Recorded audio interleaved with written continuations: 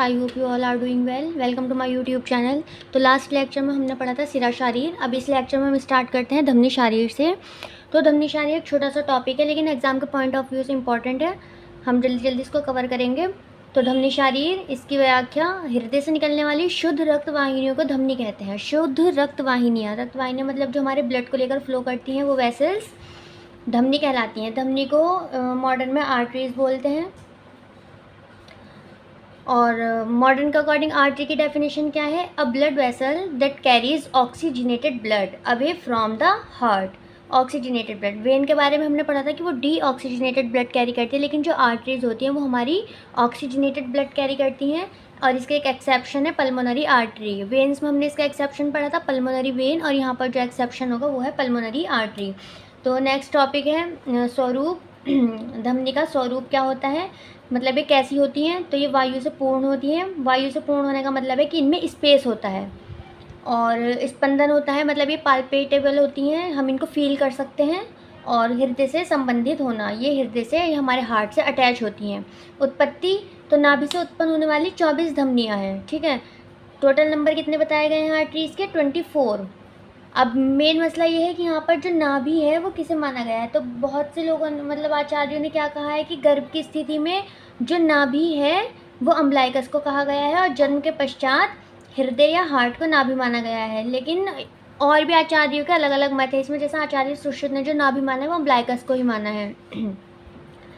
अब इनकी संख्या आती है, तो संख्या भी बताई गई है हमें कि नाभि से उत्पन्न होने वाली 24 आर्टरीज हैं, जिनमें ऊर्ध्वगामी यानी नाभि से ऊपर जाने वाली, तो उनका नंबर कितना है? 10, जो नाभि से ऊपर जाती हैं। ये अगर हम नाभि सपोज करें तो इससे 10 ऊपर जाने वाली, जिन्हें कहेंगे ऊर्ध्वगामी, और अधोगामी 10 नीचे आने वाली, ठीक है। और उसके बाद तृतीयगामी, मतलब ऑब्लिकली। तो ऑब्लिकली जाने वाली चार साइड ऑब्लिकली जाएंगी। कहाँ कहाँ? 2 अपर लिम्ब में और 2 लोअर लिम्ब में। 1, 2, 3 और 4। तो ये कितना नंबर बनता है? टोटल 24। तो 10 ऊपर जाने वाली जो हृदय तक जाती हैं, 10 नीचे जाने वाली नाभि से जो हमारी पक्वाश्य और आमाशय तक जाती है, और 4 होती हैं हमारी तिर्यक जाने वाली जो नाभि से ऑब्लिकली जाती हैं, 2 अपर लिम्ब में और 2 लोअर लिम्ब में।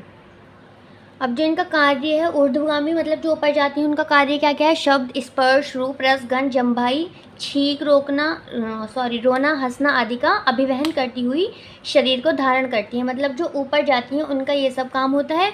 अधोगामी का काम होता है वात, मूत्र, यूरिन, मल, पुरी, इसे बोलते हैं, और शुक्र, आर्तव आदि।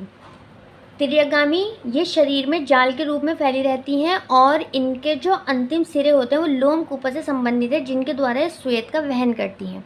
तो ये तो था हमारा धमनी शारीर, जो कि एक छोटा सा टॉपिक था और हमने कवर भी कर लिया। अब जो मेन इंपॉर्टेंट टॉपिक आता है इस चैप्टर का वो है स्रोतस शारीर।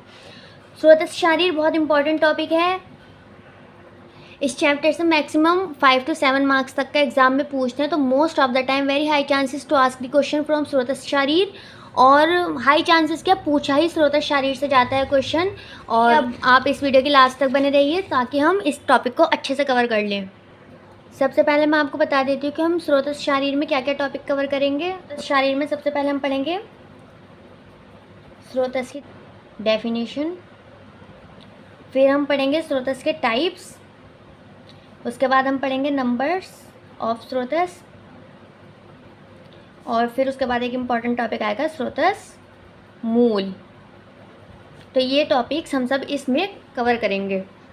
सबसे पहले पढ़ेंगे स्रोतस की डेफिनेशन। तो this are the channels present in our body, जो अलग अलग चीज़ों के ट्रांसपोर्ट में हेल्प करते हैं। जो जितनी भी हमारी बॉडी में धातुएं ट्रांसपोर्ट करती हैं, जैसे अन्न, रस, रक्त, तो उन सबकी मूवमेंट किस में होती है? स्रोतस में होती है।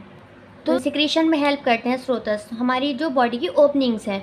तो शरीर के वह सभी भाग जहाँ स्त्रवण क्रिया होती है, स्त्रवण क्रिया मतलब सिक्रेटरी प्रोसेस या सिक्रीशन, या जिससे स्राव निकलता हो, वो स्रोतस हैं। स्राव वही, सिक्रेशन कोई भी।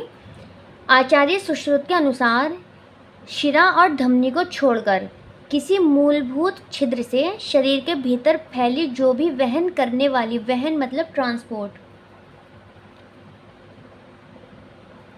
करने वाली जो प्रणाली, सिस्टम होता है, उनको स्रोतस कहते हैं। आचार्य सुश्रुत के अनुसार शिरा और धमनी को छोड़कर, मतलब आर्टरीज और वेन को अलग निकाल दीजिए। उसके अलावा जितनी भी हमारी बॉडी में मूलभूत छिद्र मतलब पोर्स होते हैं, ओपनिंग्स होती हैं जो किसी भी धातु के मूवमेंट में हेल्प करती है, ट्रांसपोर्ट में हेल्प करती है, तो उन्हें हम क्या कहेंगे? स्रोतस कहेंगे। इसके लिए जो श्लोक दिया हुआ है आचार्य सुश्रुत ने वो ये है, मूलाते खादांतर देह प्रसरंत त्वभिवाह्यत स्रोतस्दिति विज्ञम शिरा धमनी वर्जितम।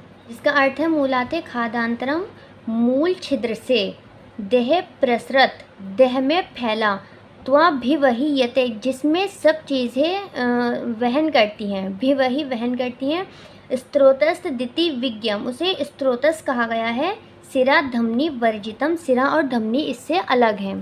ठीक है, तो इसका आप मतलब आराम से याद रख सकते हैं। मूलाते खादांतरम, मूल छिद्र से देह प्रसरत, देह में फैला, तो अभिवह्यते जिसमें सब चीज़ें वहन करती हैं, जिसमें रसों का वहन होता है। स्रोतस्दिति विज्ञम उसे स्रोतस कहा गया है या स्रोतस नाम दिया गया है, सिरा धमनी वर्जितम और सिरा और धमनी इससे अलग है।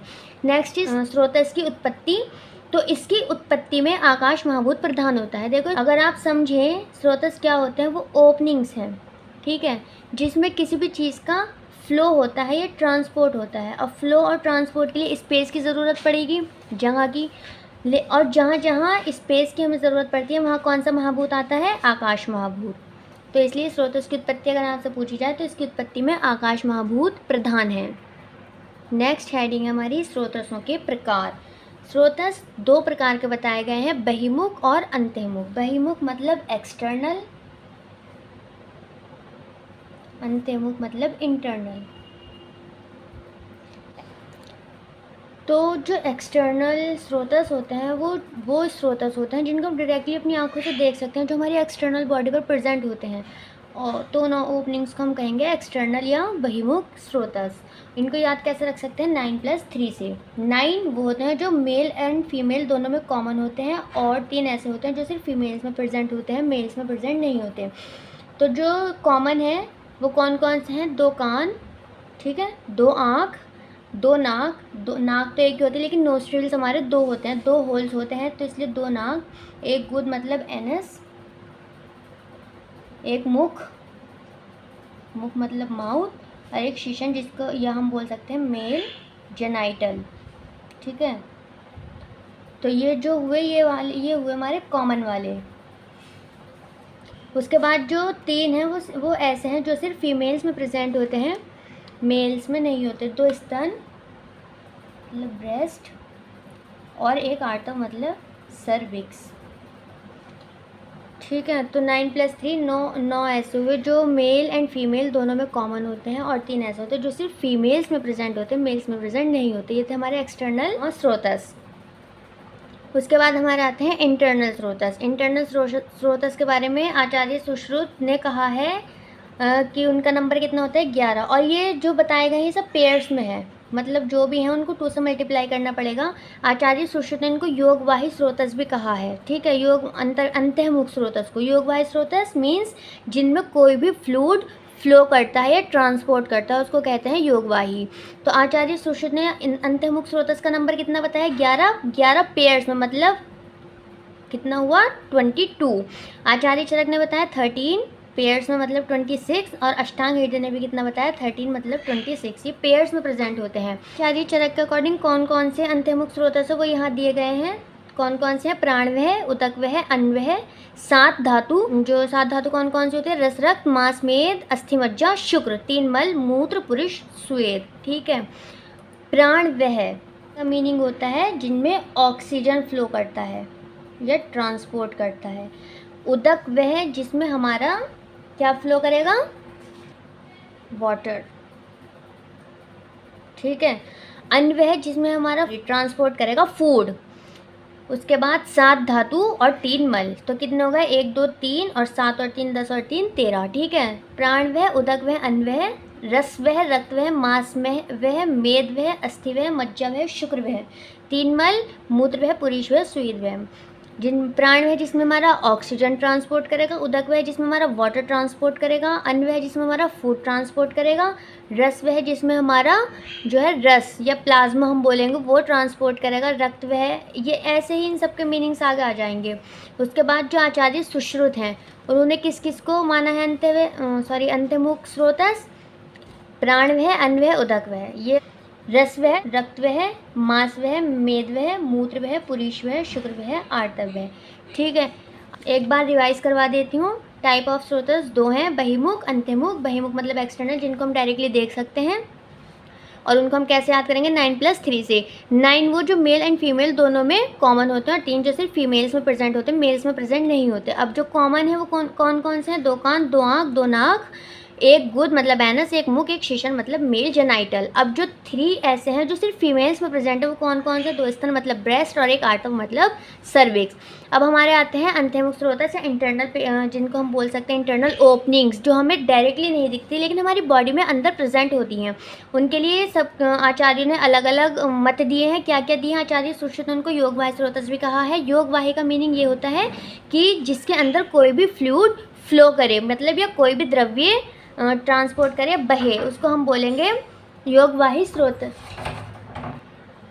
और आचार्य सुश्रुत ने इनका नंबर कितना बताया? 11, लेकिन ये सब पेयर्स में प्रेजेंट होंगे तो 11 × 2 22। आचार्य चरक के अकॉर्डिंग इनका नंबर होता है 13, मतलब पेयर्स में कितना हुआ? 26। और अष्टांग हृदय के अकॉर्डिंग भी इनका नंबर है 13 और पेयर्स में हुआ 26।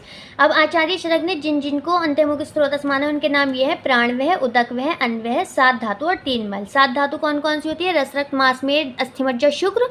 और 3 मल हमारे होते हैं मूत्र, पुरीश, स्वेद। मूत्र मतलब यूरिन, पुरीश मतलब हमारी फीसेज या स्टूल हम बोल सकते हैं, स्वेद मतलब पसीना या स्वेट। ठीक है, आचार्य सुश्रुत ने किन किन को बताया है अंत्यमुख स्रोतस? प्राण वह, अन्न वह, उदक वह, रस वह, रक्त वह, मांस वह, मेद वह, मूत्र वह, पुरीश वह, शुक्र वह और आर्तव वह। अब अगर हम आचार्य चरक और आचार्य सुश्रुत में कंपैरिजन करें तो आचार्य चरक के अकॉर्डिंग वो कौन से 4 ऐसे हैं जिनको वो इंक्लूड करते हैं, और आचार्य सुश्रुत उनको इंक्लूड नहीं करते, तो उनको हमने 2 तरीके से लिख लिया है, एक्सक्लूड और इंक्लूड। एक्सक्लूड तो वो जिनको आचार्य चरक के कंपेरिजन में आचार्य सुश्रुत स्रोतस नहीं मानते, वो कौन कौन से? 2 धातु, अस्थि और मज्जा, 1 मल, स्वेद। हमें कन्फ्यूजन ना हो इसलिए हमने इसके लिए ट्रिक बना ली, एम्स, ए से अस्थि, एम से मज्जा, एस से स्वेद। ठीक है, इंक्लूड जिसका आचार्य सुश्रुत ने इंक्लूड किया है स्रोतस में, तो वो कौन सा है? आर्तव है स्रोतस। ये आपके टाइप्स कंप्लीट हो गए स्रोतस के। हमारा नेक्स्ट टॉपिक आता है वेरी वेरी इंपॉर्टेंट टॉपिक, स्रोतस मूल। बहुत ही ज़्यादा इंपॉर्टेंट है और थोड़ा टिपिकल है, लेकिन बस आपको घबराना नहीं है, ये इजीली याद हो जाएगा। आपको बस लास्ट तक वीडियो देखनी है और अच्छे से इसको समझना है। स्रोतस मूल हम ऐसा अलग अलग नहीं पढ़ेंगे, मैंने एक टेबल फॉर्म में यहाँ लिख दिया है। आचार्य चरक और आचार्य सुश्रुत को दोनों को कंपैरिजन करके लिख दिया है। कंपैरिजन में हमें चीज़ें जल्दी याद हो जाती हैं और हमारे लिए याद करना भी ईजी रहता है। सबसे पहले तो हम ये पता होना चाहिए कि स्रोतस मूल का मीनिंग क्या होता है। स्रोतस मूल का मतलब होता है रूट या कोई भी वो जगह जहाँ से कोई चीज़ निकलती है। तो स्रोतस मूल मतलब स्रोतस के निकलने की जगह, ही स्रोतस कहाँ से निकल रहे हैं। अब जो हमने स्रोतस पढ़े हैं सारे आचार्य चरक और आचार्य सुश्रुत के अकॉर्डिंग, उनके हम जगह बताएंगे कि वो कहाँ कहाँ से उनकी मूल है। तो सबसे पहले हमने पढ़ा था प्राणमय स्रोतस, जिसमें क्या फ्लो करती है? ऑक्सीजन फ्लो करती है। तो आचार्य चरक के अकॉर्डिंग क्या है? हृदय और महास्रोतस। और आचार्य सुश्रुत ने क्या बताया? हृदय और रसवाही धमनियों को प्राणमय स्रोतस का मूल बताइए। हमारा आता है उदक वह स्रोतस, मतलब जो हमारे चैनल्स फॉर वाटर हैं, तो वो कहाँ कहाँ उनकी मूल है? आचार्य चरक ने बताई है तालु और क्लोम को, और आचार्य सुश्रुत ने भी किसको बताई है? तालु और क्लोम को बताया है। थर्ड है अन्वह स्रोतस, मतलब चैनल्स फॉर फूड। तो फूड का मतलब फूड जहाँ भी आएगा तो सबसे पहले हमारा आएगा आमाशय, मतलब स्टमक जहाँ फूड रहता है, और वामापार्श्व, वामापार्श्व बोलते हैं लेफ्ट साइड की बॉडी को। वामापार्श्व मीन्स लेफ्ट साइड बॉडी, ठीक है, जहाँ हमारा स्टमक होता है। और आचार्य सुश्रुत ने किसे बताया है? आमाशय और अन्नवाही धमनियाँ। अन्नवाही धमनियाँ मीन्स वो वेसल्स हमारी जो हमारे फूड को ट्रांसपोर्ट में हेल्प करती हैं। आर्टरीज, धमनियाँ मतलब आर्टरीज, सॉरी। उसके बाद नेक्स्ट आता है रसवह स्रोतस। रसवह जो हमारे न्यूट्रिशन को फ्लो करते हैं उसके लिए, तो इनका मूल क्या है? हृदय आचार्य चरक के अकॉर्डिंग, और 10 धमनियाँ। और आचार्य सुश्रुत के अकॉर्डिंग इनका मूल है हृदय और रसवाही धमनियाँ। नेक्स्ट है रक्तवह स्रोतस, जिसमें ब्लड फ्लो करता है। तो इसका मूल बताया है आचार्य चरक ने यकृत और प्लीहा को। यकृत मीन्स हमारा लीवर और प्लीहा मीन्स हमारा स्प्लीन। यकृत मीन्स लिख लीजिए आप लीवर, प्लीहा मीन्स स्प्लीन। और आचार्य सुश्रुत ने भी किसे बताया, यकृत, प्लीहा, और इन्होंने एक मूल को और ऐड किया है, वो क्या है, रक्तवाही धमनियाँ। ठीक है। नेक्स्ट हमारा आता है मांस व स्रोतस, जो हमारी मसल्स के लिए चैनल्स हैं। तो मसल्स हमारे कहाँ होती हैं, उसके लिए मूल बताया है आचार्य चरक ने स्नायु और त्वचा को। स्नायु मतलब लिगामेंट्स, त्वचा मतलब स्किन। और आचार्य सुश्रुत ने स्नायु त्वचा के अलावा बताया है रक्तवाही धमनियों को। तो आचार्य सुश्रुत ने रक्तवाही धमनियों को दो चीज़ों के लिए मूल माना है, किस किस के लिए, रक्त व स्रोतस के लिए और मांस व स्रोतस के लिए। नेक्स्ट हमारा आता है मेदो व स्रोतस, तो इसकी मूल बताया है वृक्क और वाहवाहन को। वृक्क मतलब किडनी और वाहवाहन बोलते हैं पेरिटोनियम को, जो हम लेयर पढ़ते हैं एब्डोमेन की। ठीक है। उसके बाद हमारी कटी और वृक्क को बताया है आचार्य सुश्रुत ने। कटी मतलब वेस्ट और वृक्क मतलब किडनी। नेक्स्ट हमारा आता है अस्थि व स्रोतस, तो इसके लिए जो मूल माना गया है वो है मेधा और जघन भाग को। जघन भाग जगह बोलते हैं फीमर बोन को। ठीक है। तो जघन मतलब फीमर। और आचार्य सुश्रुत ने इसके लिए कोई मूल नहीं माना। और मज्जा व स्रोतस नेक्स्ट है, तो इसके लिए जो मूल बताया गया है वो है अस्थि और संधियाँ। उसके बाद आता है शुक्र व स्रोतस, जिसके लिए मूल माना गया है अंड और मूत्रेंद्रिय को। मूत्रेंद्रिय मतलब पेनिस। और आचार्य सुश्रुत ने बताया स्तन और वृषण को। स्तन मतलब ब्रेस्ट और वृषण मतलब टेस्टिस। उसके बाद नेक्स्ट आता है मूत्र व स्रोतस, जिसके लिए मूल माना गया है बस्ती और वक्षण को। बस्ती मतलब यूरिनरी ब्लैडर और वक्षण बोलते हैं हम यूरेटर को। और आचार्य सुश्रुत ने जो मूल माना है वो माना है बस्ती एवं मेड़ को। मेड़ मतलब पेनिस। उसके बाद आता है नेक्स्ट पुरीश व स्रोतस, जिसके लिए मूल माना है आचार्य चरक ने पक्वाश्य और स्थूल गुद को। पक्वाश्य बोलते हैं इंटेस्टाइन और स्थूल गुद मतलब रेक्टम एंड एनस। और आचार्य सुश्रुत ने माना है पक्वाश्य एवं गुद को। स्वेद वह स्रोतस का मूल जो आचार्य चरक ने माना है वो माना है मेदा एवं रूम कोप को।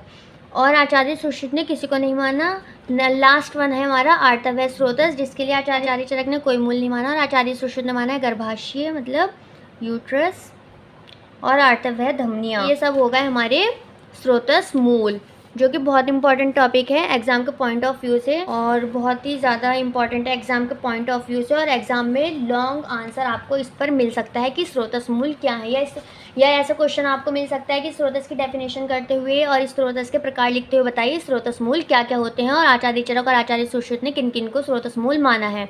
तो ये बहुत इंपॉर्टेंट टॉपिक है, इसको अच्छे से पढ़ लीजिएगा। अब इसके बाद जो हमारा नेक्स्ट टॉपिक आता है वो है दुष्टि के लक्षण। दुष्टि के लक्षण मतलब सिम्टम्स। जब इन स्रोतसों में कोई भी एबनॉर्मलिटीज़ आएगी तो हमें कैसे पता चलेगा कि एबनॉर्मल है, कुछ भी एबनॉर्मलिटी आ रही है, कुछ भी डिसीज़ हो रही है, तो हमें कुछ ना कुछ सिम्टम्स उस चीज़ के दिखाई देंगे। वो सिम्टम्स क्या क्या हैं वो यहाँ पर हमने नोट डाउन कर लिए एक शॉर्ट नोट्स की फॉर्म में, जिनको आप अगर एक बार पढ़ लेंगे अच्छे से तो आपको याद हो जाएगा। तो अगर प्राण में स्रोतस, प्राण मतलब ऑक्सीजन मतलब हमें सांस लेने में अगर कोई दिक्कत आएगी तो हमारी क्या सिम्टम्स हमें दिखाई देंगे, श्वास ज़्यादा, इसका मतलब है इंक्रीज़। एरो ऊपर मतलब इंक्रीज़, ठीक है, और एरो नीचे मतलब डिक्रीज़। तो यहाँ एरो ऊपर है मतलब इंक्रीज़, श्वास ज़्यादा मतलब हमारी जो सांस होगा वो जल्दी जल्दी आएगा। शब्द और शूल के साथ बार बार श्वास लेना। शब्द मतलब आवाज़ के साथ और शूल मतलब पेन के साथ। तो अगर हमें सांस लीव के साथ या पेन के साथ आ रहा है श्वास लेने में तो हम समझेंगे कि हमारे प्राणमय स्रोतस में कोई एबनॉर्मलिटीज़ आई हैं या कोई भी दुष्टि हुई है। उसके बाद नेक्स्ट आता है उदक। वह उदक जो हमारे वाटर को फ्लो करता है। तो जीवा, तालु, ओष्ठ। जीवा मतलब टंग, ओष्ठ मतलब लिप्स, और कंठ मतलब लैरिंग्स, ये सूखने लगेंगे और प्यास अधिक लगने लगेगी। जब हमें ये सिम्टम्स दिखाई दे तो हम समझेंगे कि उदक वह स्रोतस में कोई एबनॉर्मलिटी हुई है। अन्वय स्रोतस जो हमारे फूड को फ्लो करता है, जो हमारे चैनल से फूड के फ्लो के लिए, उसमें अगर अन्वय स्रोतस में कोई दुष्टि आई है, एबनॉर्मलिटी आई, तो हमें क्या सिम्टम्स दिखाई देंगे। अनुरुचि कम मतलब हमारे खाने की इच्छा कम हो जाएगी। डाइजेशन, अपाचन आएगा यहाँ पर, मतलब डाइजेशन नहीं होगा। और वमन उल्टी, वॉमिटिंग। रसवे स्रोतस के क्या क्या सिम्टम्स हैं? अरुचि, जी मचलाना, ज्वर, नपुंसकता मतलब इम्पोर्टेंसी, इनफर्टिलिटी। ठीक है।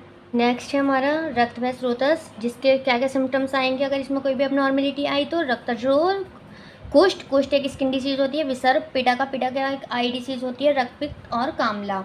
मांसवह स्रोतस, अधिमास मतलब मांस बढ़ जाना, और वो ट्यूमर, गलगुंडी, गंडमाला आदि। मेदोवह स्रोतस में क्या क्या सिम्टम्स हमें दिखाई देंगे? निंदित रोग, प्रमेह पूर्व रूप, प्रमेह पूर्व रूप मतलब डायबिटीज़ के पहले के सिम्टम्स हमें दिखाई देंगे। उसके बाद हमारा आएगा अस्थिवह स्रोतस, जिसमें क्या होगा? अध्यस्थि मतलब अस्थि के ऊपर अस्थि का फॉर्मेशन, और अधिदंत मतलब दांत के ऊपर दांत जैसे निकल आते हैं कभी किसी किसी केस में, और दंतशूल दांत में पेन होना, अस्थिशूल अस्थियों में पेन, केश और नख के दोष मतलब हमारे हेयर्स और नेल्स के दोष। उसके बाद नेक्स्ट हमारा आएगा मज्जावह स्रोतस, तो इसमें क्या क्या आएगा? मूर्छा मतलब बेहोश होना है, फेंट होना, आंखों के सामने अंधेरा आना और चक्कर आना। ये हमें सिम्टम्स दिखाई देंगे जब हमारे मज्जावह स्रोतस में कोई एबनॉर्मेलिटी आएगी। उसके बाद है शुक्रवह स्रोतस, इसका सिम्टम है नपुंसकता या कंसीव ना कर पाना।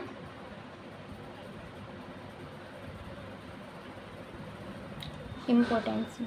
उसके बाद हमारा आता है मूत्रवह मतलब मूत्र अधिक होना या कम होना या बार बार आना और शूल के साथ आना, शूल मतलब पेन। उसके बाद आता है पुरीशवह स्रोतस, तो पुरीश मतलब स्टूल, तो स्टूल कठिनता से आना, अत्यधिक पतला आना और शूल के साथ आना मतलब पेनफुल होना। स्वेदवह स्रोतस, स्वेद अधिक आना या नाना, और आर्तव स्वेद मतलब स्वेट। ठीक है। आर्तव है आर्तवनाश, नपुंसकता या पेनफुल इंटरकोर्स। तो ये थे हमारे सारे दुष्टि के लक्षण, स्रोतस की दुष्टि के लक्षण। जब हमारे स्रोतस में कोई एबनॉर्मेलिटीज़ आ जाती है तो ये सिम्टम्स हमें दिखाई देते हैं। ये आपको रटने की ज़रूरत नहीं है। अगर आपको ये समझ में आ गया कि कौन सा स्रोतस है तो आप इनको आप इजीली लर्न कर सकते हैं। उसके बाद लास्ट टॉपिक हमारा आता है स्रोतसों के कार्य।